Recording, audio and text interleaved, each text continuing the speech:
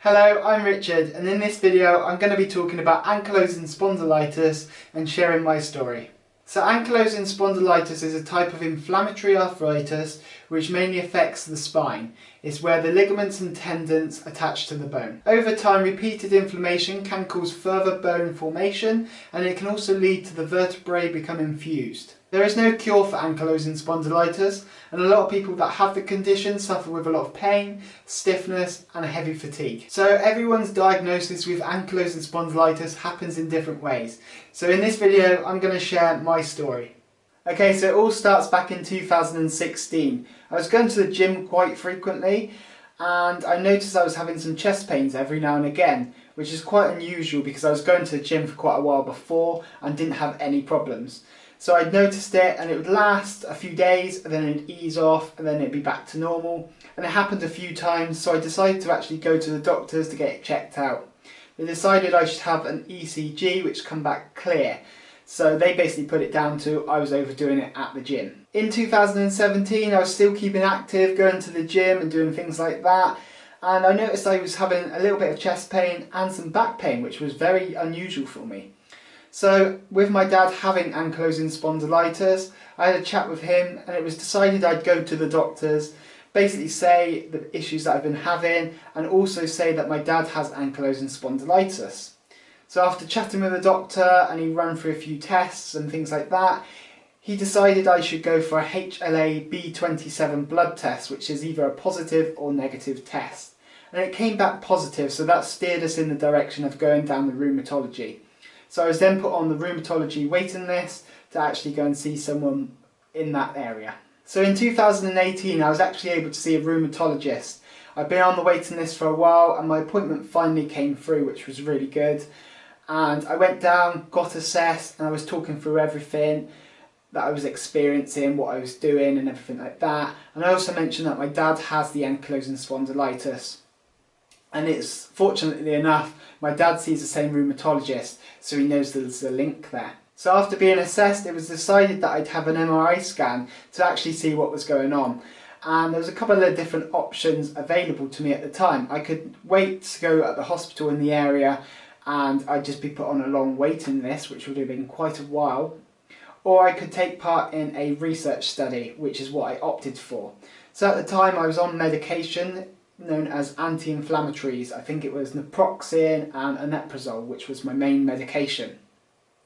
And at the time they were doing this research study to see if the anti-inflammatories had an effect on the MRI scans. So I had one MRI scan where I had to come off of my medication, I had some blood tests, I had to come off of my medication, then I went for my MRI scan, and it was basically, if there was inflammation, I'd go back and do another MRI scan on the medication, and that way it allowed me to get the MRI scan done, and it also speeded the process up for me, which was really fortunate. So I have to admit, I am really fortunate because I'm able to go to a hospital that specialises in this condition. There's a lot of research that they do and studies they take place in, so that was able to give me the opportunity to actually go forward and get all this done and speeded up the process. I know a lot of people do take a long time to get diagnosed, so I'm really grateful for that I was able to get in there and get it sorted and assessed early. Okay, so once my MRI scans were completed, they were sent back to my rheumatologist to have a look at, and it was clear that I had inflammation. Now, without trying to butcher the name, I think it's called the sacroiliac joints. That's where the inflammation was. So after my rheumatologist had the scans, I was then able to go for a follow-up appointment, and that's when I was later diagnosed, and I had more information about the condition going forward, and we was discussing possible treatment and things like that.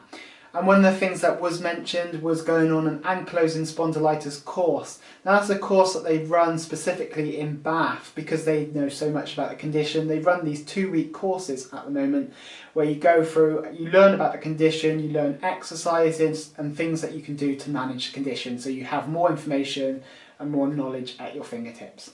So at the end of 2018 I was actually able to go on the Ankylosing Spondylitis course. Now when the letter came through I was quite nervous and excited at the same time because I didn't really know what to expect, but I knew it was going to be beneficial. So my dad's actually been on the course before, but it's been a few years before I actually went on, and the course does change and evolve as they learn more about the condition. So I didn't really know what to expect too much. I had an idea where things have been changing at the hospitals, the accommodation and things like that have been changing, so it was a bit of a learning curve and different. It was all outside of my comfort zone. So from the day one that we went in, we all went in and we introduced ourselves, got to know the other people in the group, the physios and everything like that, where we were staying. And from day one we was doing exercise. I think we did hydro in the first day too, and it was really good. We was learning stuff from day one, just talking to people, and when you're in a general chat you're learning about things. So you might just be chatting about something and then they've struggled with something that you have, and it's all relatable, so it's really beneficial just chatting to people. It's one of the main things that is really good about the course. You're there all together, especially if you're all staying together. You can then connect in the evenings and you learn from each other. So over the 2 weeks that you're on the course, you're doing regular exercises in the gym, in the hydro pool, you're attending regular talks from experts like physios and other doctors about medication, how to manage a condition, you're learning new stretches, new techniques, you're asking questions that you all want to know, and you're also talking with other members on the group about experiences and how basically you can just all learn from each other and improve and manage the condition. So it's a really good course and I would highly recommend it. If anyone gets the opportunity that has ankylosing spondylitis to go on the course, please do, and it's so beneficial. So having been on the ankylosing spondylitis course, I now feel a lot more confident. I feel like I have more knowledge to help myself manage the condition.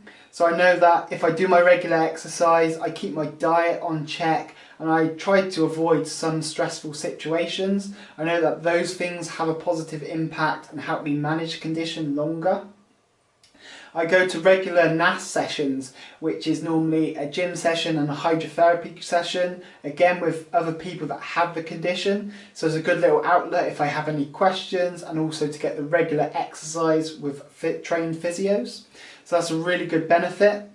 Now NASS is a charity group that supports people with the condition and they help raise awareness. So that's a really good organisation, and they share a lot of information, video stretches and things like that. So I would highly recommend checking NASS out if you do have a condition, and even consider becoming a member because it's a really good group to be a part of. So I manage the condition through regular exercise. I've recently invested in some gym equipment so I can do my workouts at home. Because I enjoy gym workouts more than certain other exercises, I've decided to just invest in some equipment so I can do it at home whenever I want to, and it sort of removes some of the friction of having to go to an outside gym. So I found that been really beneficial. I also keep a close eye on my diet. I notice when I have more junk food and things like that, that's when I tend to have more flare-ups. So one thing I would say to anyone that has ankylosing spondylitis, and that is the worst thing you can do with AS is nothing. And what I mean by that is if you're not going to do regular exercise, the condition is just going to worsen over time. There's a reason why when you go on the ankylosing spondylitis course, they take measurements at the start and the end, and you can actually see that you've improved by doing the regular exercises, so it shows it does help. So that's what I mean by that. The worst thing you can do is just sit around and feel sorry for yourself. The best thing is to do regular exercise, hydrotherapy if you can, and just help yourself. If you notice something plays something up, like a certain type of food, try and eliminate it and actually try and manage the condition, and you're going to thank yourself for it. Okay, so I'm going to leave some resources in the description of this video, especially NASS, and also This AS Life, which is a video series on YouTube with Dan Reynolds, which is the singer in Imagine Dragons. He has the condition and he shares a lot of his stories and speaks to other people.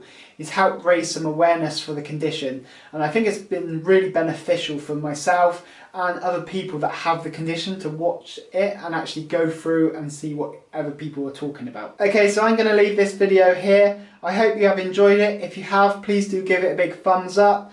If you have any questions, please leave it in the comments below, and subscribe if you're not already. I'm doing a lot of vlogs where I'm documenting my journey of having ankylosing spondylitis and also running a couple of businesses at the same time, which is interesting and exciting. So thank you very much for watching, and I hope to see you in another video.